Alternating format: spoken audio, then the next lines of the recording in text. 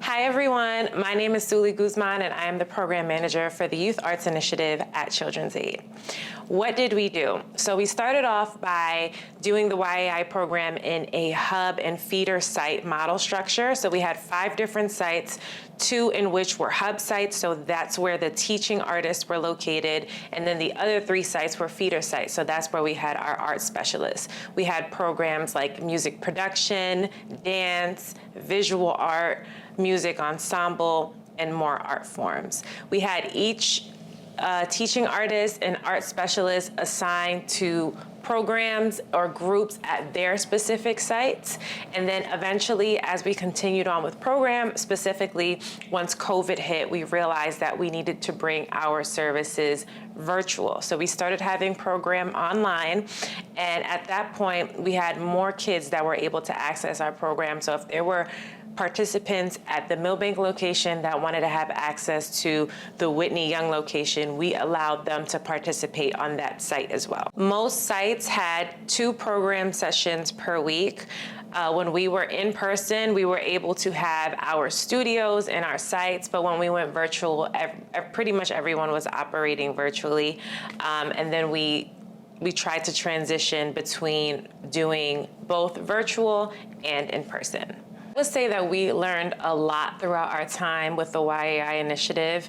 We started off by doing a feeder and hub site concept in which students or participants at feeder sites would then travel to hub sites for mastery programming. We quickly realized that that was not going to work for the setup of our site. So what we decided to do was just have our participants focus specifically on the programs offered at their site. What we did learn about our program was that our staff and our participants are very, very flexible and adaptable. So we had COVID hit, we had different scenarios take place in which our TAs or PPTAs really had to pivot, and so did our participants. But during this time, we found that Principle 6 of adult mentors and peers having healthy relationships with the kids to make them feel safe and comfortable became our strength during the COVID year. If there's anything that we learned this year, I would have to say it would be that our participants and our teaching artists and art specialists know how to adapt.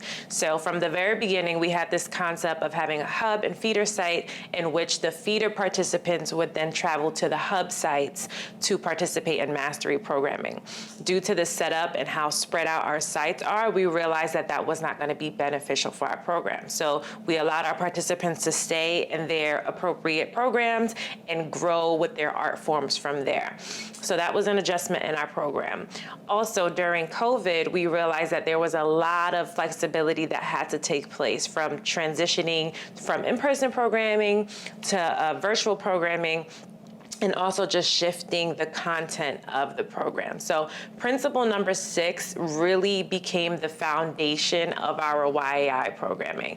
Our PPTAs and art specialists really became the adult mentors and peers that really fostered a sense of belonging, safety, and just overall welcoming environment for the kids. During such a rough time or a rough year, the kids were able to really come to the teaching artists, express how they felt to them. The parents were able to express what was going on through their homes. And ultimately, the participants were able to express what they were feeling or their opinions through their art forms. So our participants were able to grow in their art in the way that they express themselves, but also it gave the teaching artists an opportunity to really expand their program and allow their kids to really be front and center when it comes to leading and giving a voice to the art form. If you came back in 1 to 2 years, I think you would definitely see the teaching artists still being the head of the YAI program model. We are committed to keeping them in this program because they are what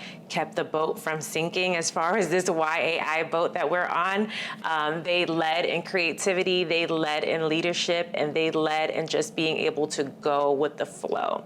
You would also see different art forms at different sites. I think we would love to give sites the flexibility of choosing their art form, and maybe limiting it to 2 art forms per site so that they are not so overwhelmed with different art forms. The YAI program has definitely impacted programming in our organization as a whole. I think that during such a rough patch of time, we were able to lead with youth voice, and for youth to be able to express themselves through an art form, I think that really set the pace for other programs within our organization, and moving forward, we would love to be able to keep that. I think our hope and our challenge both go hand in hand. So we would love to be able to continue funding PPTAs.